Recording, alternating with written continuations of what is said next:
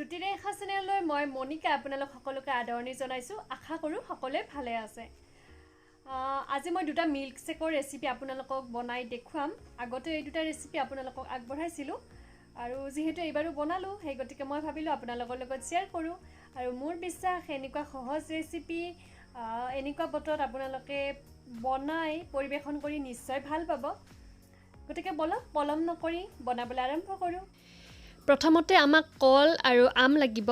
মই সৰু সৰু টুকুৰা কৰি দুটা কল আৰু এটা ডাঙৰ আম কাটি লৈছোঁ। ইয়াৰ পিছতে আমাক গৰম কৰি লোৱা গাখীৰ, কিন্তু ঠাণ্ডা হ'ব লাগিব, তেনেকুৱাকৈ লৈ লৈছোঁ। প্ৰথমতে এগিলাচতকৈ কম লৈছোঁ। বানানা মিল্কশ্বেক আমি প্ৰথমতে বনাম, সেই গতিকে কাটি থোৱা কলখিনি দি লৈছোঁ আৰু 2-3 পিচমান কল ৰাখি থৈছোঁ, গাৰ্নিচিঙত আমি ব্যৱহাৰ কৰিম।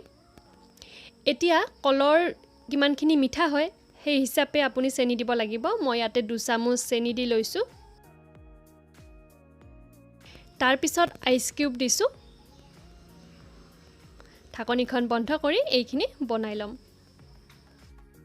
বানানা মিল্কশ্বেক ৰেডি হৈ গ'ল।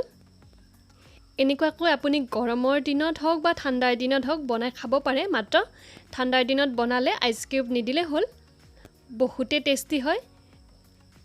যদি আপুনি আগতে বনাই খোৱা নাই ঘৰত, তেতিয়াহ'লে এনেকুৱাকৈ বনাই খাব। কম সময়ৰ ভিতৰতে এটা সুন্দৰ ৰেচিপি আপুনি বনাই নিজেও খাব পাৰিব আৰু ঘৰৰ সকলোকে খুৱাব পাৰিব।